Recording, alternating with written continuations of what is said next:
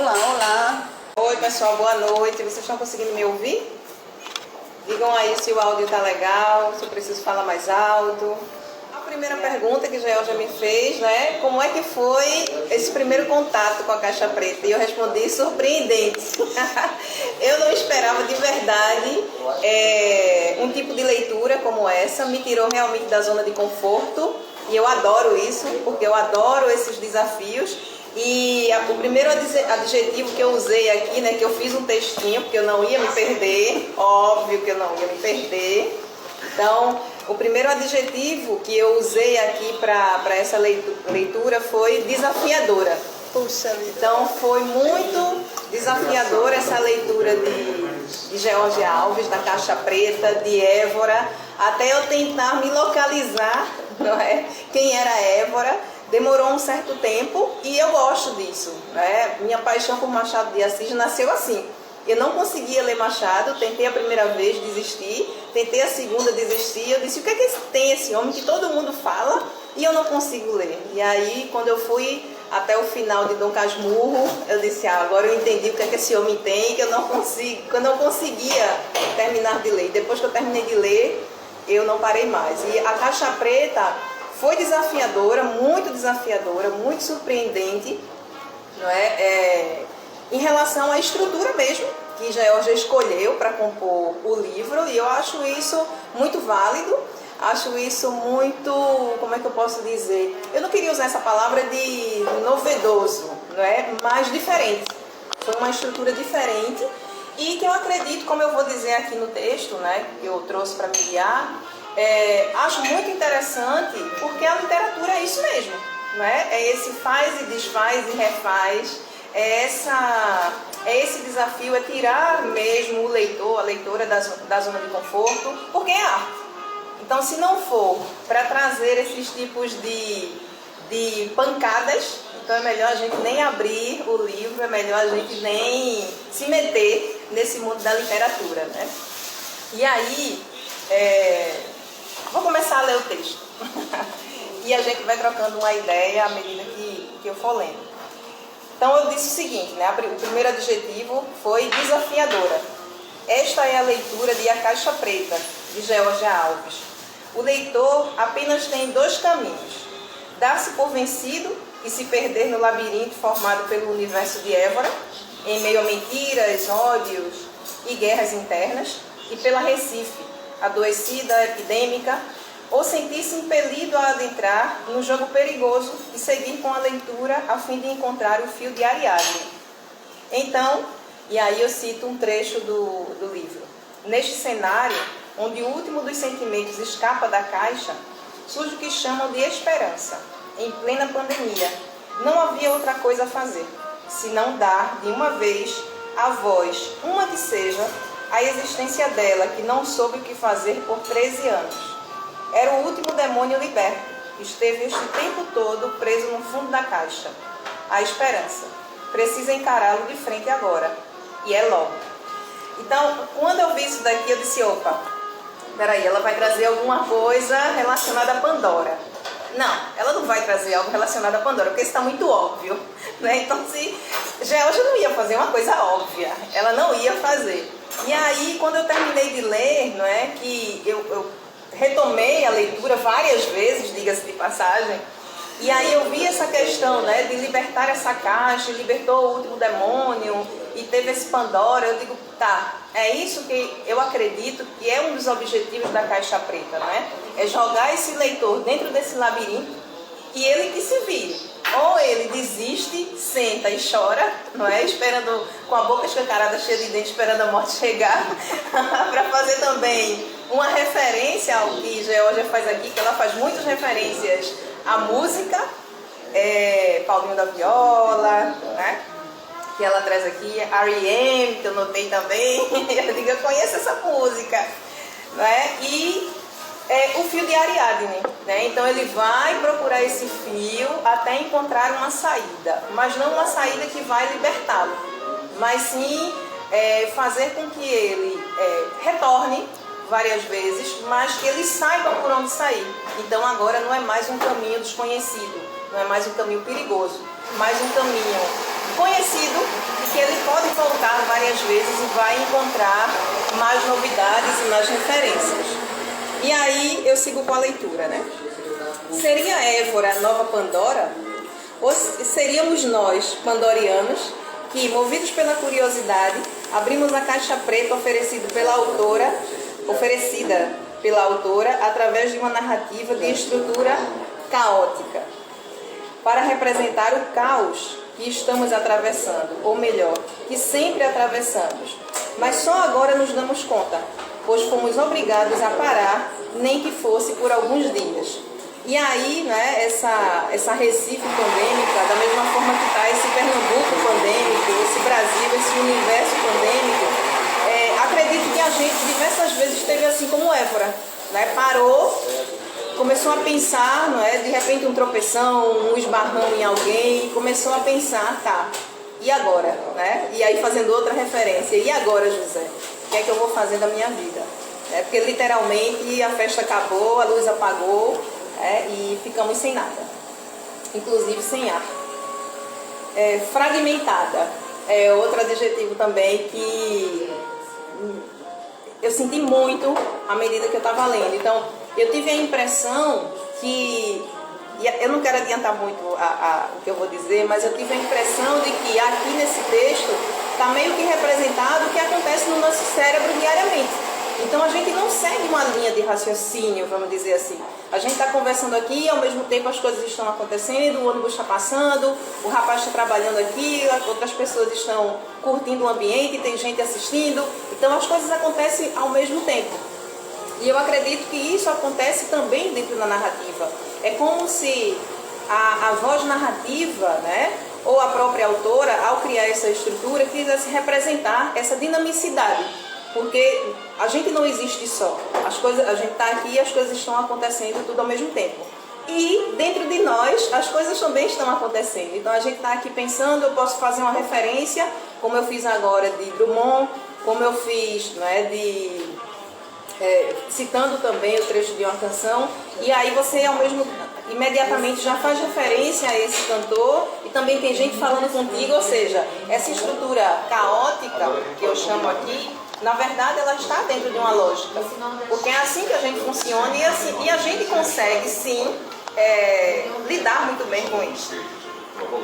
Essa estrutura caótica para representar o caos, isso aqui ali, né? Fragmentada. Assim, aí que eu estava falando, né? Assim o nosso cérebro que precisa processar, né? Simultânea e diariamente as imagens advindas do passado, do presente e das projeções do futuro.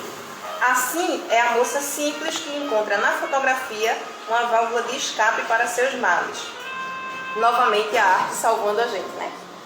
A narrativa se fragmenta tal qual cenas lidas, observadas, contadas através de negativos de filmes fotográficos, que aos poucos são revelados em uma câmera escura, das quais as negativas que Évora se enfrenta em plena escuridão, a fim de revelar para si mesma o que tanto procura.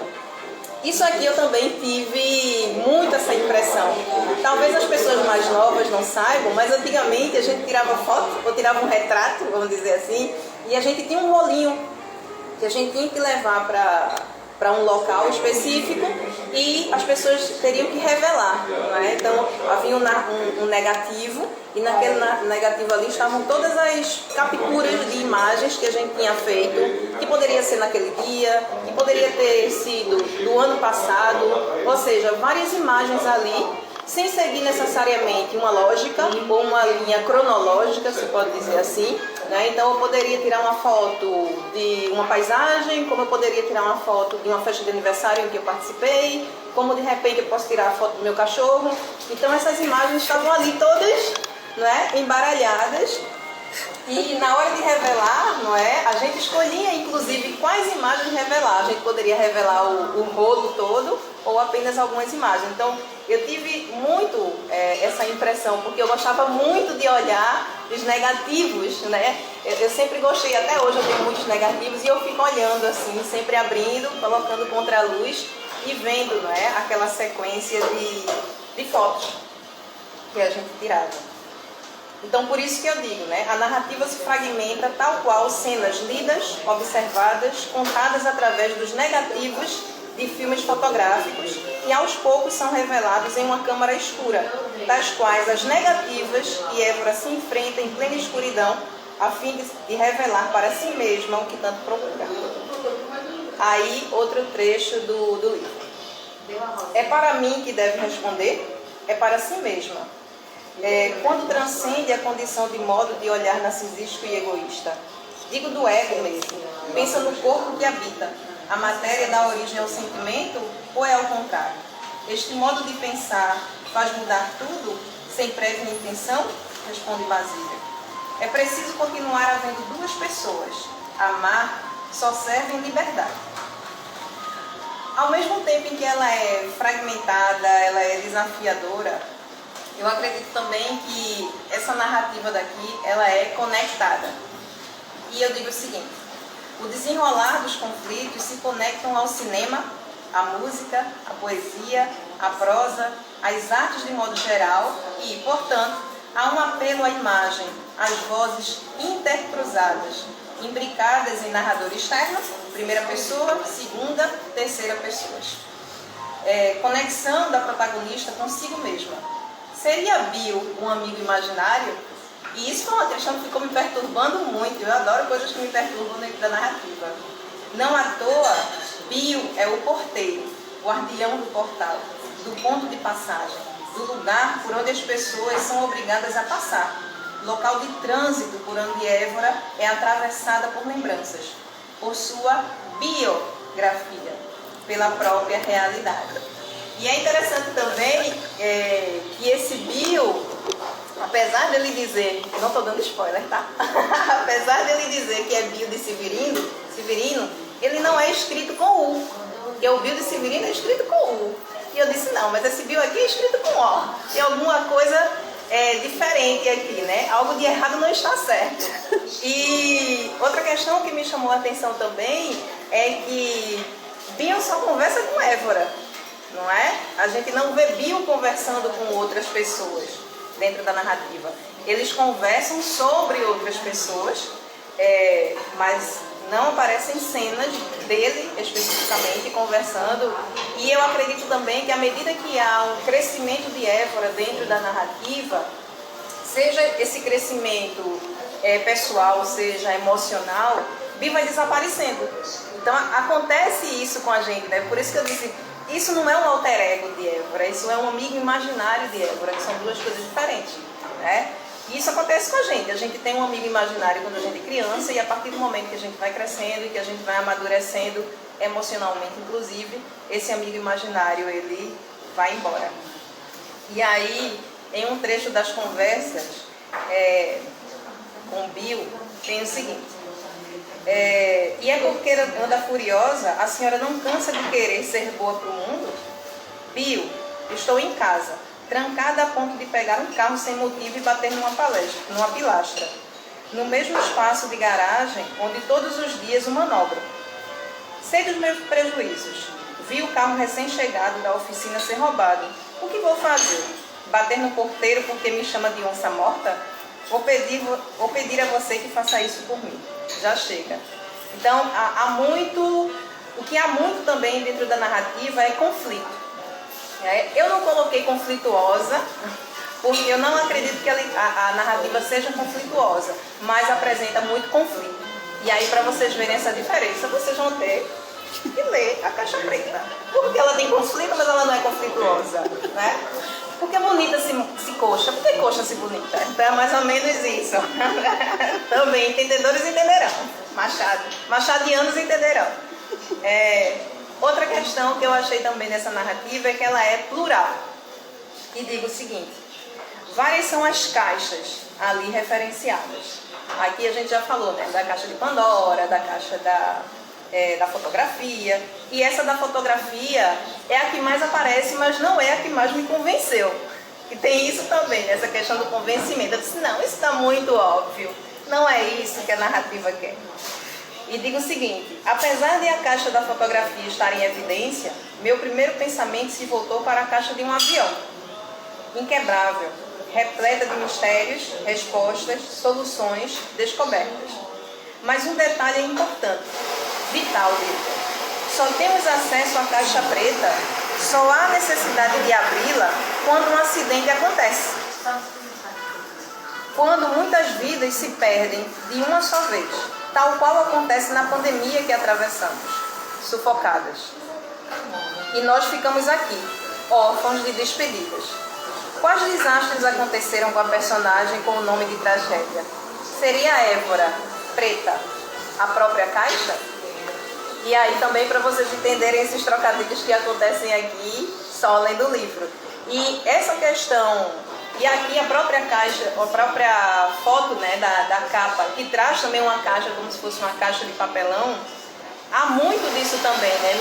Nós muitas vezes guardamos muitos segredos dentro de caixas de papelão. Dentro de caixas de sapato, fotografias, por exemplo, né? Na minha casa, toda a vida foi uma casa de pobre, e pobre adora guardar fotografia dentro de caixa de sapato. Isso foi uma coisa também que eu pensei, né? Os tipos de caixas que aparecem, e a gente guarda muitas coisas dentro de caixa, principalmente dentro de caixa de sapato.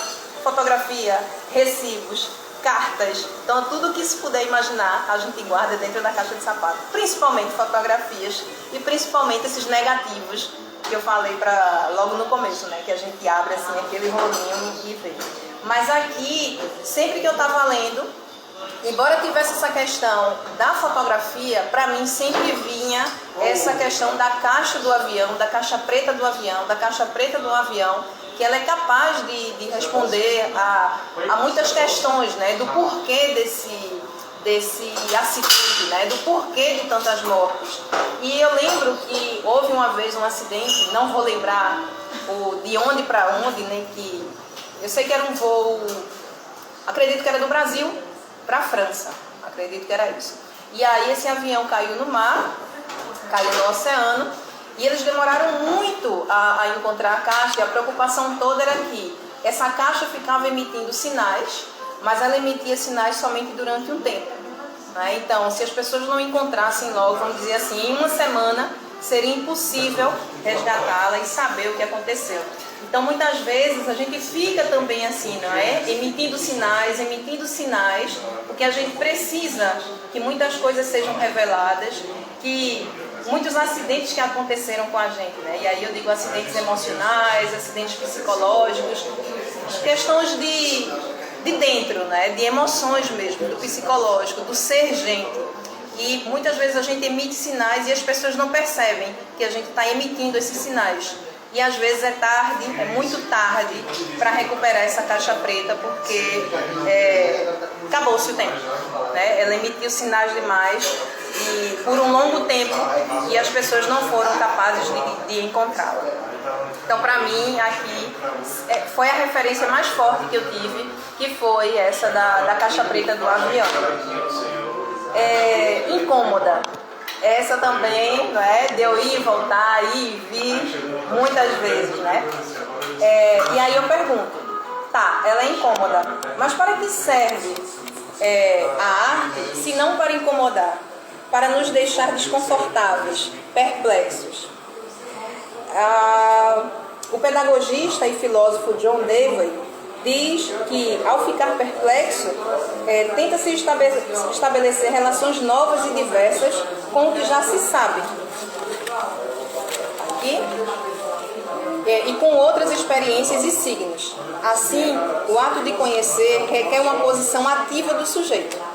Dentro desse incômodo, dentro desse desconforto e dentro dessa perplexidade, que nos deparamos com uma situação, né? Infelizmente corriqueira, mas que nós vivenciamos, né? E se nós não vivenciamos pessoalmente, conhecemos alguém que vivenciou, que é um assalto. Mas ao mesmo tempo, esse assalto, essa cena que seria tão corriqueira, até mesmo dentro de uma narrativa, ela traz um convite à reflexão. E diz o seguinte: só tenho R$20. Tenta argumentar. Por favor, fique com a carteira, deixe a bolsa. Há nela fotos 3x4 dos filhos, registro dos rostinhos deles, ano a ano. Lembra agora do Rodon, né? As mudanças. É que sou fotógrafo, trabalho, não posso acompanhar nem guardar tais expressões, se jogar fora, não as verei de novo. Nunca mais quero dizer. As expressões de rosto, de memória se perdem. Né? Então, as expressões de rosto e memória se perdem. E aqui eu lembrei muito de um acidente que Herbert Viana teve, né? Acho que ele estava no monomotor e aí, infelizmente, a esposa dele faleceu, ele ficou com alguns problemas de saúde e, sobretudo, ele ficou com alguns problemas de memória. Então, ele não lembrava as músicas que ele havia feito, ele não lembrava as letras das músicas e depois a gente ficou super feliz porque ele conseguiu lembrar a letra das músicas e conseguiu cantar. Só que havia um enorme problema para Herbert Viana, que ele disse, né? Tudo bem, eu lembro as letras, mas eu não consigo lembrar por que eu fiz essa música. E aí eu me dei conta, eu disse, claro, não é? Ele é um artista. Então o que foi que motivou ele a escrever aquela música? Porque quando eles cantam, eles colocam emoção.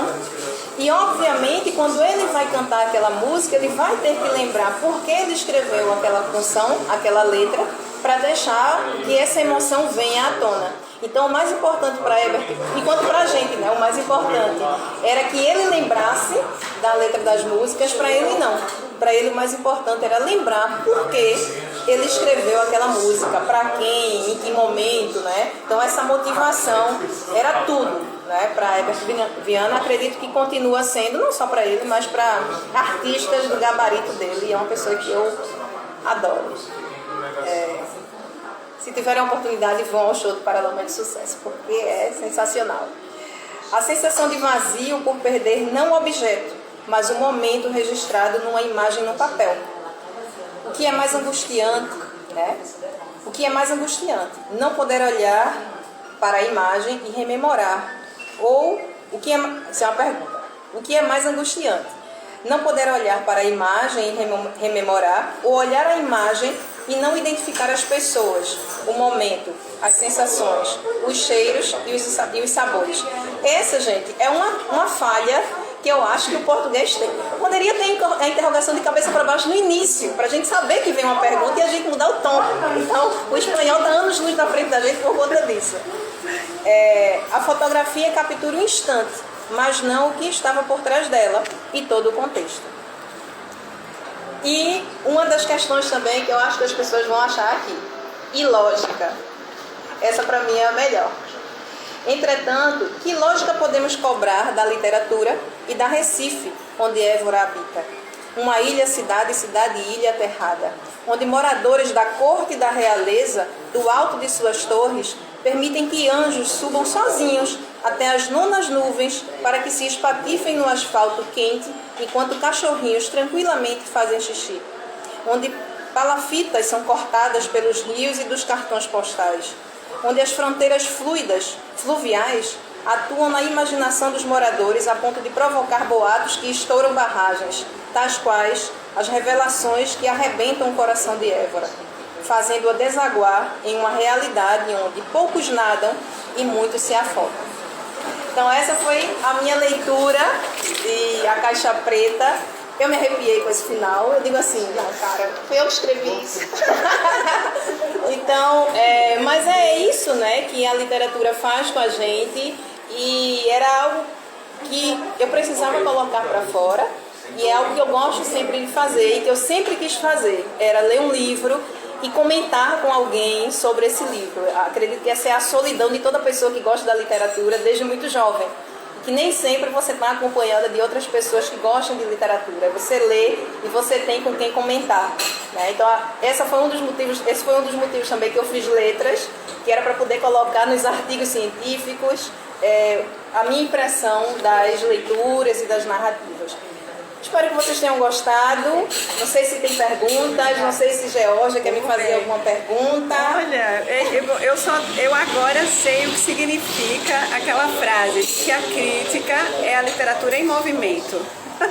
Porque uma coisa é escrever um livro, outra é ver esse livro em movimento. Sim. E é literalmente o que a gente está experimentando aqui. Bom, tem um comentário, não tem uma pergunta, mas a lembrança emocional é uma dádiva da nossa existência. Esse é um dos pontos que mais me emocionou aqui, ninguém viu, graças a Deus, que eu ia pagar um mau mico aqui, ele tá chorando na frente de vocês, mas acho que é uma das tuas revelações, né? Que mais me emocionou, assim como a Vicente aqui, que ele está dizendo, de fato, esse é um ponto. Perdeu o sentido, né? Sim. Daquela lembrança, daquela música. Acho que já você lembrou, Herbert, eu me lembro de ter ouvido falar Winehouse, que era assim, por muito tempo a minha cantora preferida. E ela diz, é muito louco isso, de você gravar uma canção, escrever uma canção cheia de emoção, que marca um momento da sua vida, e depois você ter que cantar isso repetidas vezes. E que às vezes machuca, né? Fora de sentido, exatamente. Sim. E aí você está se autoflagelando, seria mais ou menos isso. Então esse foi um dos momentos que eu mais me emocionei. Catarina Santos está acenando aqui, direto da Itália. E... Buonasera! Não se dorme na Europa, meu amor. Magnífica. Eduarda Montenegro, que é uma das mentes mais brilhantes da nossa ETEPAN, da Escola Técnica, né? Agora fazendo Enem, mas está aqui também. E outra coisa, Yaranda, foi num ponto em que você tocou, que a tua sensibilidade é impressionante. Assim, eu descobri agora que você falou, mas essa questão de olhar o negativo. Sim. De ter um fragmento de narrativa atrás de outro fragmento. Eu tinha imaginado, enquanto estava vendo ele precisava sair desse jeito que ele saiu, né? Alguém me perguntou, mas por que você escreveu e ficou assim? Eu digo, mas porque eu precisava publicar exatamente desse jeito, eu precisava de uma honestidade de entregar dessa forma. E eu via um dado, como se fosse uma narrativa dado, mas eu acho que você me revelou a imagem olha, verdadeira. Quem escreveu, publicou, já não pertence mais a ela, já pertence a gente. Sinto dizer, não tem essa história de dado pra mim, não. Tem. Verdade. Não, outras caixas. Agora que eu vi. Como leitora também, que estava acompanhando aqui com todo mundo, que, olha, foi uma live extremamente prestigiada, eu vou ter que falar aqui o nome de algumas pessoas. A gente está aqui de Valmir Jordão, poeta, né? Até nossa maravilhosa. Tem Iago também, aluno do 3º ano também, já nessa fase de vestibular. E além de Germana, que eu falei, né? Estava aqui Renata Pinheiro. Muito importante esse público aqui. Não sei o que dizer. Vai publicar, viu? Vai ser publicado. Eu espero que ele possa, inclusive, chegar numa próxima edição do livro, se você já se compromete comigo, ser o texto que vai iluminar o leitor no obturador, na passagem fina do pinhole da caixa preta. Olha, não sei o que dizer. Eu vou fazer o que aqui, minha gente? Vou agradecer. Sim, eu também ia dizer, né? Obrigada, Geórgia, pelo convite, pela confiança, né, de colocar em minhas mãos a caixa preta. Você estava falando aí da questão, né, que você imaginava em relação ao dado e eu vi em relação a esse rolo de negativo. E eu lembrei também de uma história, né, de Raquel de Queiroz, que ela estava numa palestra, ninguém sabia que ela estava, e estava falando sobre um livro dela. E no final ela pediu a palavra e disse, né, vocês viram coisas que nem eu sabia que existia dentro do meu livro. Então eu acho massa esse papel de leitor, embora ela tenha dito, né, que a crítica e tal, mas eu sou, antes de ser crítica, eu sou uma leitora, e disso eu não abro mão. Então a minha criticidade vem do fato de eu ser leitora, eu gosto de ler. Então eu não leio um livro somente porque está ali para eu ler, eu leio porque eu gosto de ler. Eu gosto muito dos livros, eu não sei viver sem os livros, sabe? Eu adoro. Eu sempre quis ter muitos livros, eu sempre quis ter uma biblioteca grande, eu sempre quis ter livros diversos, de diversas partes do mundo, em diversos idiomas, sabe? Eu tenho gogó, querida, eu leio em vários idiomas. Então, assim, então, eu sempre quis, né, essa questão, não só literária, mas teórica. Então, antes de eu ser crítica literária, eu sou leitora. E eu gosto muito desses primeiros impactos, sabe? Essa análise estrutural, linguística, isso fica para segundo plano. O que me interessa mesmo é como essa obra me toca, né? Como ela me impacta, como ela chegou até mim. e aí depois o papel de crítica vem em segundo plano. E eu acredito muito que o papel da crítica seja, sim, para aproximar a literatura dos leitores. Eu não acredito numa crítica literária em que eu pego um livro e eu vou detonar esse livro e dizer não presta, não leiam. Ou eu faço uma crítica para elogiar e indicar e dizer vale a pena, né? Leiam porque vale a pena. Você pode não gostar, isso é um direito seu, porque a arte é subjetiva. Não é? Então, essa questão de subjetividade não tem como a gente controlar. Ou você gosta ou você não gosta. E esse é o papel, sim, do leitor. É você gostar ou não gostar. Porque você tem que ser atingido pela arte de alguma forma. E o fato também de não gostar é uma forma de você ser atingido. Mas eu acredito que o papel da crítica literária é aproximar a literatura do grande público e não de um público seleto, de um público que tem dinheiro para pagar aquela coluna social e ler a crítica daquele crítico que é tão renomado, né? Mas que traga para as pessoas e digam assim, olha, esse livro aqui, ele trata disso, é isso. Tem, você pode ter algumas dificuldades ou não, ele é incômodo, ele é desafiador, ele é fragmentado, ele é conflituoso, mas vai ficar a seu critério ler ou não. Eu recomendo. Então, se não for para fazer isso, porque a gente já vive um momento em que a gente já tem tanta coisa negativa, que eu não quero contribuir para mais negatividade. Ou eu dou um aval positivo para as leituras, ou eu não faço crítica de determinado livro. Né? E seria muito sincera com Geórgia, se eu disse assim, Geórgia, assim, pede a outra, né? Então, eu gosto dessas leituras desafiadoras, eu acredito que é isso. Né? Ou você fala bem, ou você se cala. Então é melhor para você não falar bobagem, nem falar algo negativo, né? Já tem tantos haters, já tem tanto discurso de ódio, para que eu vou alimentar mais isso? Então, se eu puder trazer uma crítica positiva, eu vou trazer. Não vou dizer que eu nunca farei, mas o quanto eu puder evitar e o quanto eu puder dizer não dentro do meu trabalho de crítica literária para esse tipo de crítica, que para mim não é válida, eu vou evitar sim, e eu vou sempre por esse outro caminho, que é fazer críticas positivas e indicar e dizer às pessoas que a literatura não é algo difícil, não é algo inalcançável, sabe? Tanto para quem gosta de ler, quanto para quem se propõe também a produzir. Não é? Então, todo mundo é capaz de escrever um texto literário, gente. Então, nunca, se você tem vontade de escrever um poema, um conto, uma novela, um romance, seja lá o que for, escreva. Então, todo mundo é capaz de fazer isso. Se você sente essa vontade, é porque tem algo já que já foi despertado dentro de você. Prova disso, e aí eu vou fazer, né? Esse merchan. É esse livro que é Artemísias, Vozes de Libertação, que a gente fez um lançamento agora dia 27 de agosto.